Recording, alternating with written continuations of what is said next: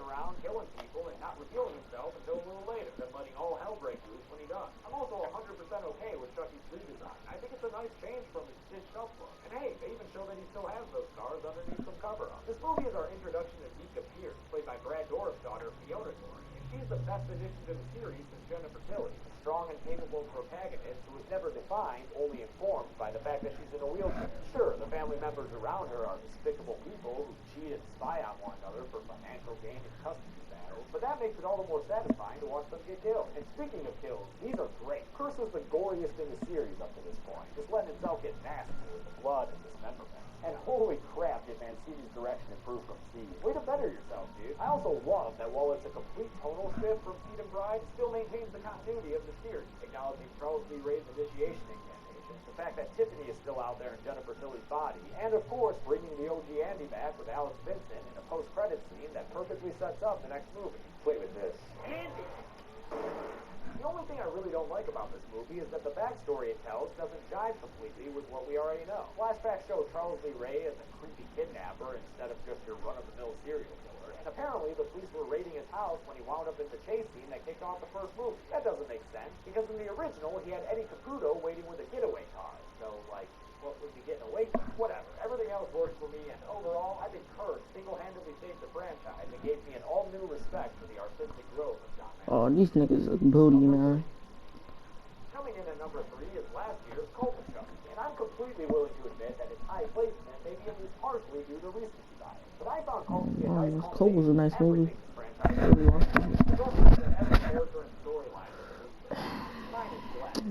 Whoop these niggas' asses, like whooping AIs and Code of Conquer. And it also perfectly combines the psychological horror of the first movie, since we don't know what the deal is with all the different Chucky dolls, the gore of Kurtz presented in an even more You can't shoot, bro. and Stop. the humor that's been a growing presence throughout the franchise. Seriously, Give me that shit, bitch.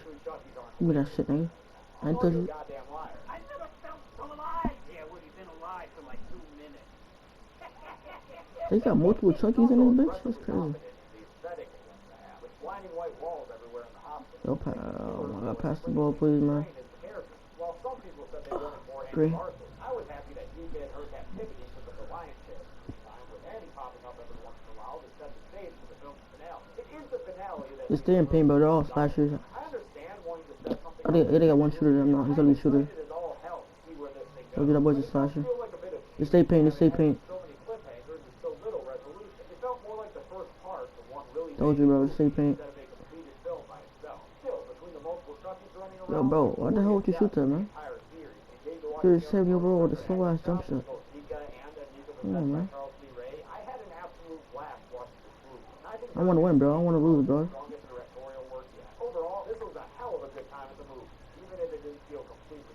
Oh, yeah, to make that.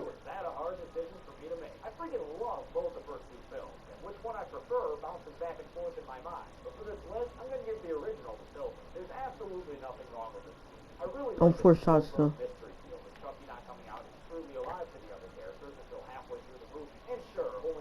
You just cannot guard me, bro. Yes,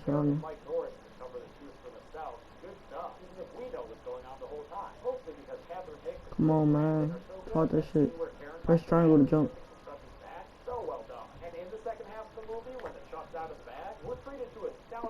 Pussy, bitch. I'm gonna bring your bitch ass. But y'all ain't gonna pass the ball, bro. If y'all not to let me know so I can start feeling. Oh man, this nigga. Bro, come on, man. Oh my god, these niggas is selling a bag, man. Fuck. I just said it on my soul. I don't even want to pass the ball. You don't even try to do something. Nigga, you fucking trash. That's why, nigga. Why niggas suck, bro? Nigga, you have 0 points. Give me the ball, bro. Please, bro. Please, bro. Oh my god, bro. Give me the fucking ball, man. Shut up, bro. Shut up, bro. Shut up, bitch. I'm booting you offline, bitch. Shut up, bro. I'm booting you offline to the game, bro. I don't care. Shut up, bro. You're getting booted offline. Shut up. Shut up. You're getting booted offline. Shut up. Getting muted, bitch. Why some fucking black dudes, bro?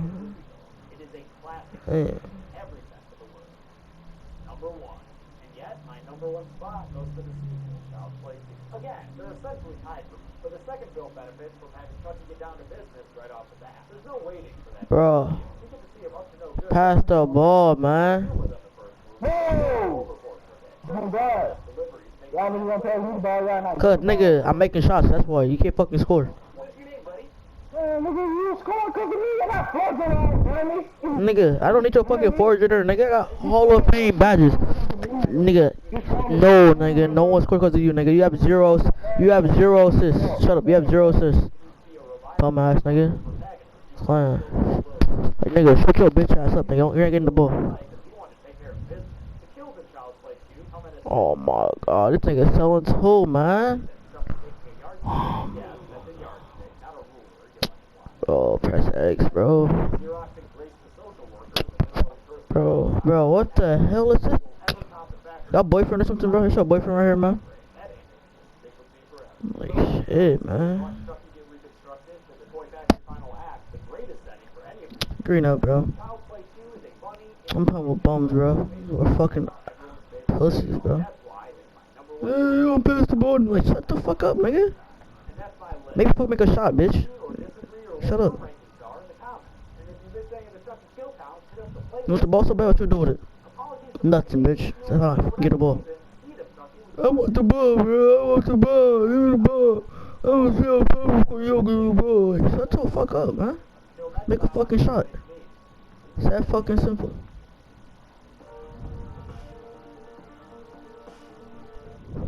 Welcome to Dead Meat, the channel that's all about being friendly and counting kills. Or in today's case, Oh my god, can you get a fucking rebound? top 13 kills from the Friday the 13th franchise. Friday the 13th is the undisputed body count champion of the genre. With Jason Voorhees racking up 161 kills by himself.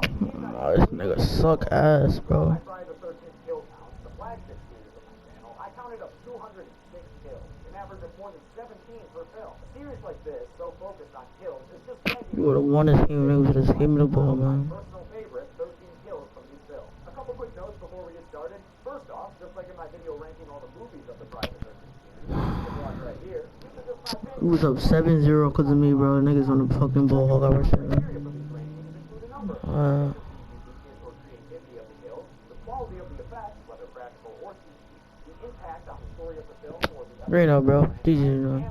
how friggin' sweet I think it was. I did a 1v3, bro.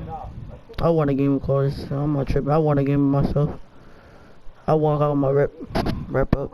My. This comes from a new beginning. The kills in our Roy Burns spin-off specials are a mixed bag. Some are cheap close-ups, and many of them have subpar makeup effects, especially compared to other movies in the series, like Anything Done. Bro, pass the ball in, man. Comes back from Damn, bro. to find his girlfriend Debbie dead where he left her naked. Debbie's gouged out eyes are great, but the real highlight here You're open, bro. Please. is up against the tree with the belt Please. with the Oh my.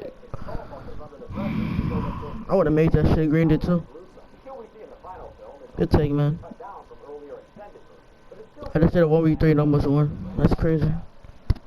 I would've won a game by myself, okay? What? kill belongs to a Pass the ball. special Dead Fuck. In the final chapter, my favorite Friday film, Crispin Glover plays Jimmy, a guy who's been down on his luck with the ladies lately, despite the fact that he's a non-stop dancing machine. He finally manages to break his spell and get it in with one of the Christian Jason's there to give him another screw, a corkscrew that is, right in his hand. Then he sticks a cleaver in his face, and that's it for George McFly. Savini's effects look great, and I love the Well, you niggas died, bro. No one's gonna be there for you, bro. You can tell her name is Rico, bro. line being into it, as Glover wonders where his He's bullied at school if he even goes to school. Tell your high school dropout. Or is it just mom's fucking apartment? Number 11.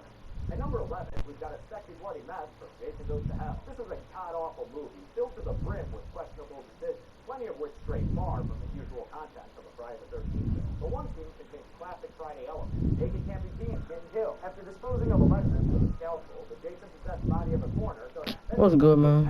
I have to come back, bro. I have to see some good teammates.